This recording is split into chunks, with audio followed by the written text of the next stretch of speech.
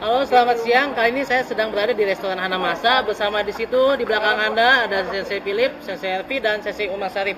Ini kesempatannya sangat langka ya, karena Sensei Umar jarang-jarang ke Indonesia dan ini menyempatkan waktu untuk bertemu dan untuk shoot langsung di sini setelah ajang PON.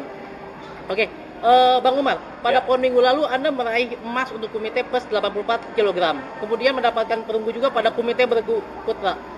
Dari yang saya tahu, Anda tidak banyak meluangkan waktu di Jawa Timur untuk berlatih bersama tim. Tapi Anda tinggal di Swiss dan berlatih di dojo sana ya, dojo milik Anda sendiri. Nah, boleh ceritakan nggak persiapan apa sih yang dilakukan untuk meraih juara pada PON ini?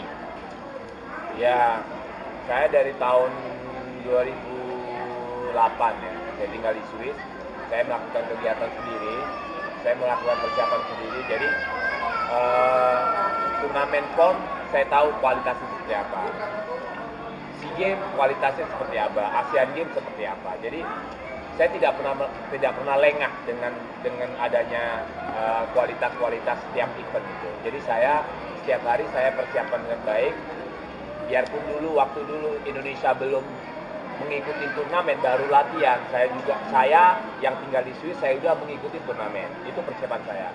Jadi buat saya eh, tidak tidak tidak apa namanya, tidak hal yang begitu serius ya, karena setiap hari saya udah melakukan apa yang saya harus lakukan gitu. Jadi setiap hari saya mempersiapkan dari hari-hari ke hari untuk turnamen yang akan datang gitu.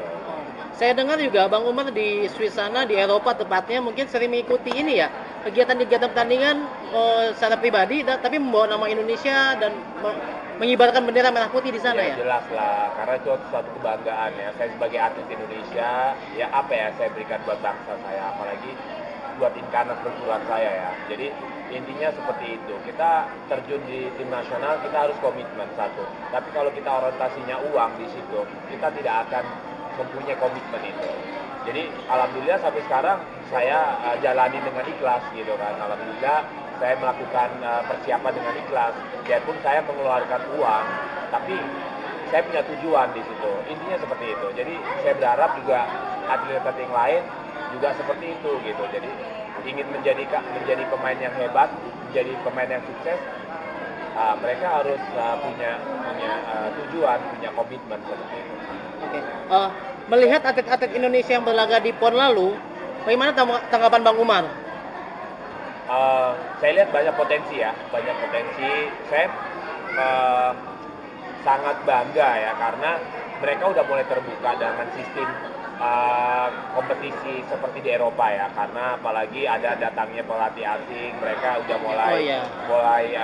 mulai mau membuka diri lah ya kan, mulai mengikuti turnamen ke luar di Asia untuk persiapan PON. Jadi saya pribadi, buat saya wow, kemajuan ya, tapi saya berharap ini terus berlanjut gitu kan, terus berlanjut terus sampai ya kan ilmu kan tidak pernah putus ya. Sistem itu kan selalu berubah. Saya berharap dengan sistem yang baru, terus akan datang yang baru, mereka tetap belajar seperti itu. Oke. Nah, ada masukan nggak untuk junior-juniornya atau masukan untuk PB Forky demi masa depan tim atau perkaratean Indonesia ke depan? Ya jelas lah, saya berharap ada sistem yang bagus ya, dirubah lah sistem yang bagus. Seperti di Eropa, di Swiss. Di Swiss mempunyai tim yang berlapis ya. Saya berharap sekarang saatnya, kan banyak potensi, kita lihat di PON banyak yang masih muda-muda potensi. Bikinlah sistem seperti tim elit, mungkin di lapisnya ada tim elit, habis itu ada tim junior, ada lapisnya tim junior, ada kadet, bawalah mereka sama-sama. Kita latihan sama-sama. Jadi supaya kita bisa melihat mana yang memang cepat, mereka kualitasnya naik, terus ngikutin kompetisi yang mana yang bagus, mana yang tidak bagus, ini bergulir terus gitu kan. Kalau ada sistem seperti itu, saya yakin kita nggak akan kurangan stok. Seperti Iran, Jepang. Iran aja, pemain satu kategori itu bisa 10-15 orang satu kelas di tim nasional. Bayangin nggak, kita hanya satu aja, kasihan ini kapan gitu. Makanya sistem itulah yang kita harapkan sebagai di 4Q sekarang, ya kan. Jadi biar semua ini ngangkat gitu, semua sama-sama berjalan gitu. Dan dengan beberapa orang di tim di kelas yang sama itu mereka saling berkompetisi juga ya untuk terbaik ya. Jelas lah, jelas. Jadi itulah kenapa Eropa berkembang gitu. Eropa udah maju, kita mau maju. Harusnya kan melihatlah gitu. Sayang apalagi kayak multi event seperti ini kan ada dana sponsor gitu kan. Mungkin jadi bikin lapis-lapisnya ikut sama-sama. Tapi ya mana yang memang seperti yang memang mempunyai kualitas experience, memang skillnya memang pantas, ya berhak dia mewakili Indonesia gitu. Tapi kalau memang masih belum, ya belum ada saatnya gitu kan. Tapi dengan proses gitu, dalam arti tetap berkesinambungan gitu, sama-sama gitu. Jadi berharap seperti itu. Nah, ini kabarkan PON ini terakhir ya bertanding sebagai atlet karateka. Setelah pensiun ini apa yang akan Anda lakukan? Jadi saya pensiun, kegiatan saya setiap hari sama gitu. Saya di luar negeri, saya latihan, kalau ada turnamen ya, saya persiapan, saya ngelatih, saya ngasih kelas, saya instruktur Zumba. Jadi kegiatan saya sehari-hari sama gitu. Jadi nggak ada turnamen, saya pensiun, jadi sama gitu. Karena udah tertanam di dalam hati gitu. Berarti masih ruang lingkupnya masih ada olahraga, masih ada karate lah ya. Iya, pasti. Jadi saya juga kepingin sharing latihan saya, ingin membangkitkan yang junior perguruan saya ya, terutama ya. Jadi supaya melihat aktif saya setiap hari, latihan saya setiap hari. Saya intinya untuk membangkitkan aja gitu, bukan saya untuk pamer enggak. Jadi saya ingin mereka ini loh, saya masih umur segini aja masih aktif banget gitu. Jadi saya berharap yang junior termotivasi gitu kan.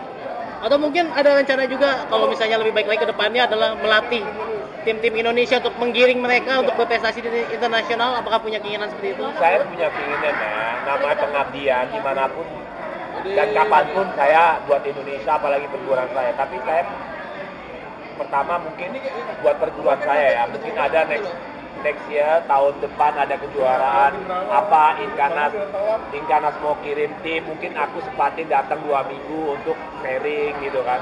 Karena juga saya mempunyai kegiatan yang padat di Islam. Setiap hari Sabtu sama weekend saya punya schedule yang padat untuk memberikan kelas. Kadang saya juga untuk pribadi untuk jaga kondisi saya. Jadi saya tidak pernah stop di sana. Seperti itu. Mungkin ya saya akan setting tahun depan cari Inkanas dulu yang mau mengikuti turnamen, mungkin saya akan coba sempatkan schedule untuk datang berlibur, tapi ingin sekalian sharing membantu buat junior saya. Oke, terima kasih atas waktunya dan juga kesempatannya untuk membangun tim karate Indonesia.